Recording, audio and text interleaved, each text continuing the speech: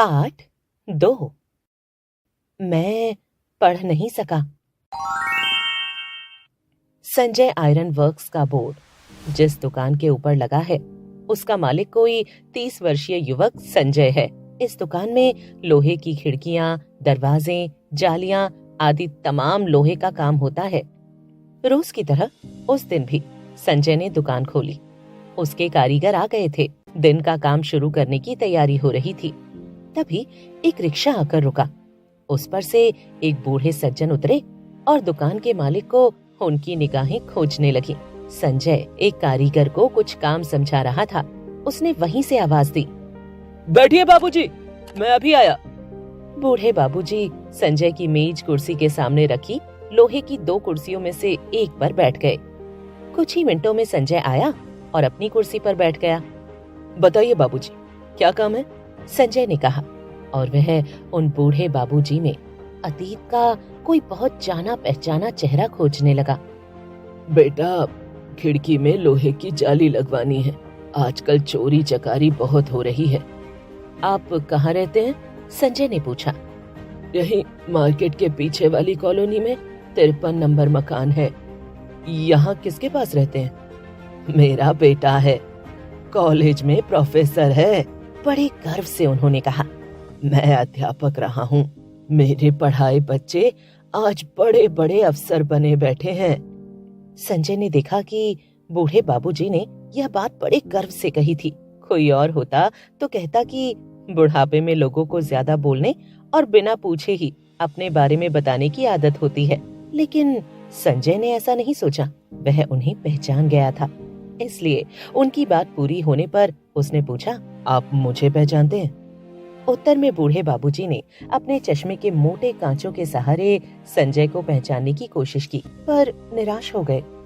नहीं बेटा, मैं तुम्हें नहीं पहचान पाया, लेकिन मैंने आपको पहचान लिया है। आप बलदेव मास्टर जी हैं ना?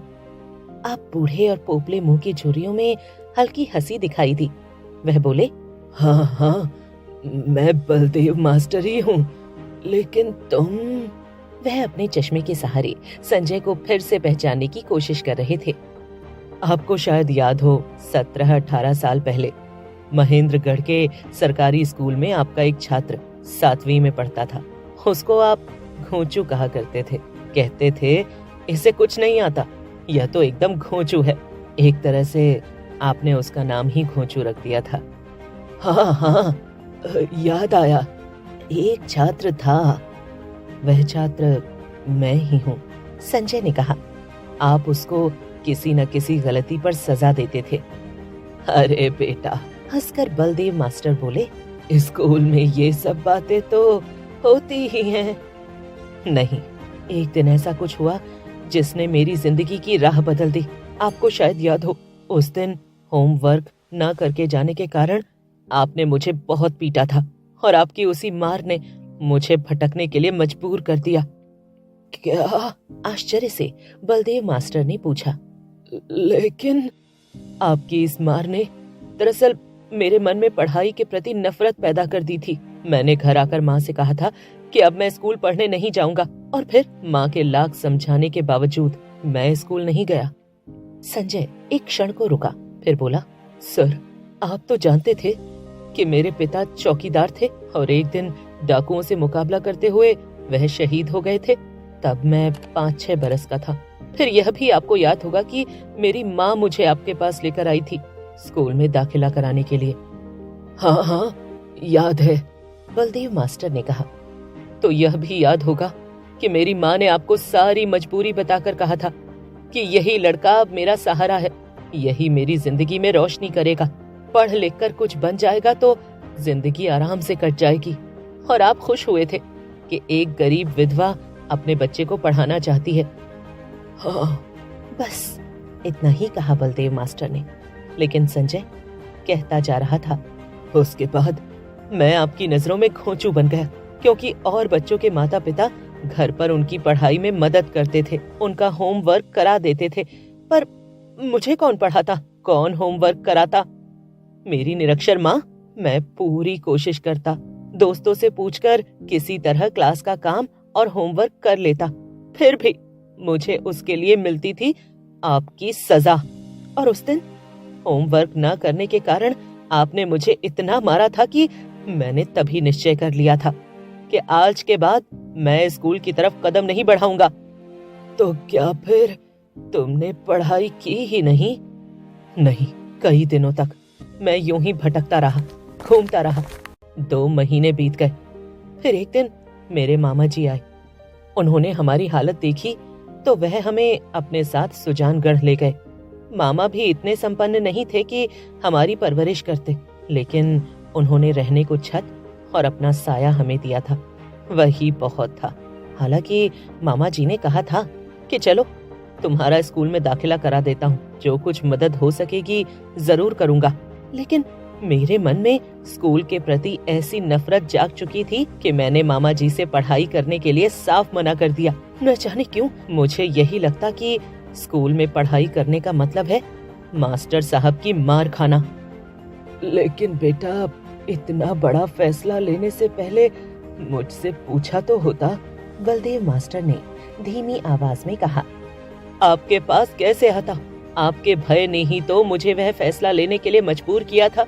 पर बाद में सोचता रहा कि अगर मैं उस दिन के बाद स्कूल नहीं गया और पूरे 2 महीने तक स्कूल नहीं गया तो क्या एक दिन भी आपने सोचा कि घोंचू का क्या हुआ, स्कूल क्यों नहीं आ रहा है, कहीं बीमार तो नहीं है? मेरे किसी सहपाठी को भेजकर ही मेरी खबर पूछवा ली होती। मैं तो बालक था, पर आप तो अध्यापक थे। मेरी माँ और मेरे हालात को आप जानते थे, लेकिन मैं तो आपकी नजरों में घोंचू था। तब भला आपको मेरी फिक्र क्यों होती?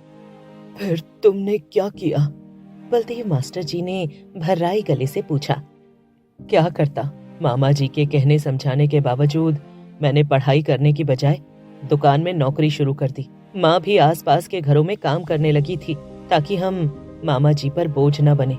जिंदगी घिसट घिसट कर चलती रही। माँ धीरे धीरे कमजोर होती गई, बीमार रहने लगी और एक दिन वह भी चल बसी। मैं अब मामा की छाया में गुजर करने लगा था। एक साइकिल की दुकान पर काम मिल गया। कुछ बरस और गुजरे। फिर एक भले इंसान ने मुझे एक लोहे के कारखाने में नौकरी पर लगवा दिया। वहाँ मैंने काम सीखा भी और कुछ पूंजी भी जोड़ी। फिर एक भले आदमी ने बताया कि यहाँ श्यामगंज में लोहे की दुकान की गुंजाइश है, काम शुरू करो तो चल निकलेगा। बस मैं श्यामगंज आ गया। यहाँ स्कूल की इमारत बन रही थी, उसमें लोहे के काम का ठेका मुझे मिल गया।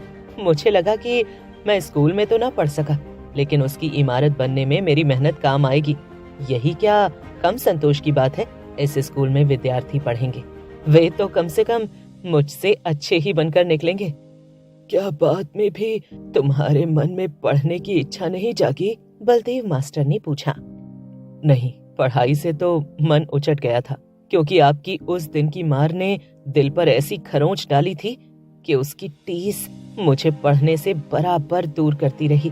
काश आपने उस दिन मारा ना होता तो आज आप जिन विद्यार्थियों का जिक्र गर्व से करते हैं उनमें से एक मैं भी होता। फिर गहरी ठंडी सांस लेकर संजय बोला।